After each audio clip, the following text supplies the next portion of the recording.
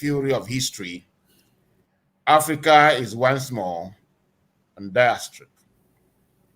And it is time for Africa again to rise and fight for its freedom.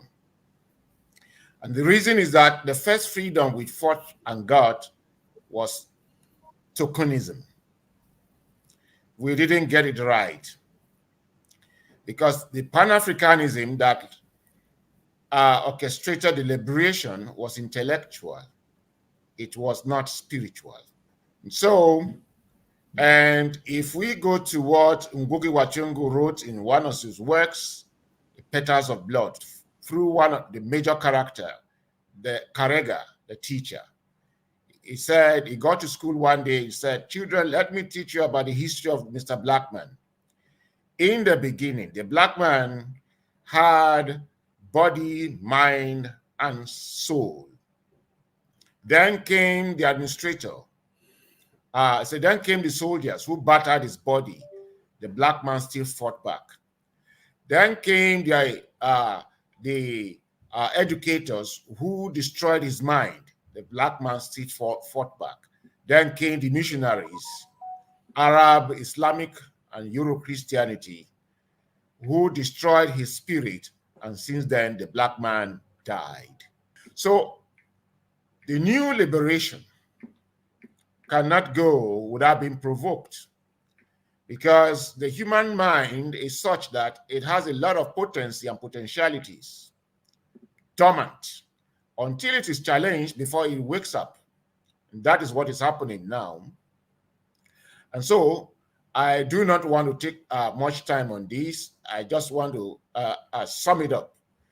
For us to move forward, we have to obey the African spiritual law of duality and complementarity. How? It has to be a top-bottom, bottom-top approach.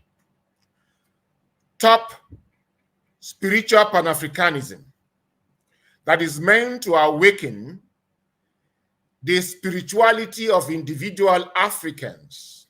If we are to get liberated, all the African people must go back to their spirituality. So Chiism is providing the general platform and orientation.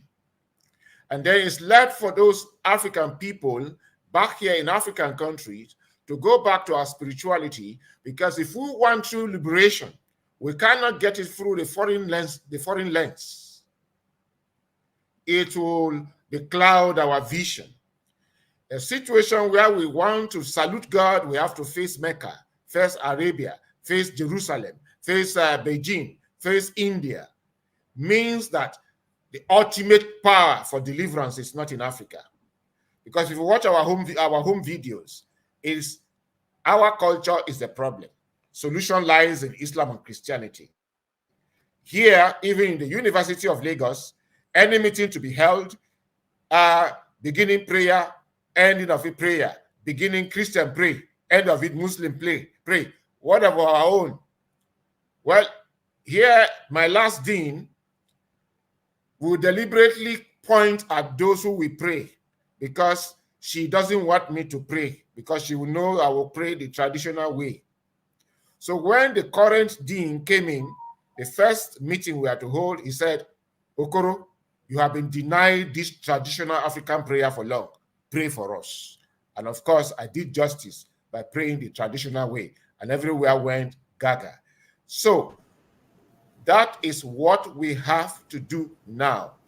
And like Akachi wrote, if we think that we are going to liberate ourselves through beds of roses, sugar, and sweet plantain and banana, it won't happen so.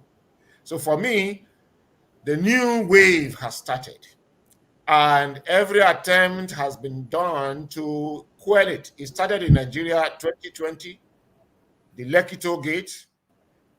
Then the P2B tsunami came, they quenched it. The same movement is going on in Ghana. If you do not know, sir, the incumbent president of Nigeria installed the incumbent governor of Ghana. And the West does not want African mind liberated. And those people that were to gather in Ghana, like Dibia said, are the African intellectuals. And some of them are not just intellectuals, they are into African spirituality. So they will waken up the African young minds. They will inspire the African young minds. But fortunately, the African young minds are already inquisitive. Like Dibia said, they are suffering the excruciating scourge of imperialism. And so they are ready. They are only waiting for one little tiny spark, and they will follow. But they need to be guided, which is why this program must continue. And we must encourage Africans to get back into their spirituality so that there will be a top, bottom, bottom, top complementarity. And that way, consistently, we will be delivered. We will deliver ourselves.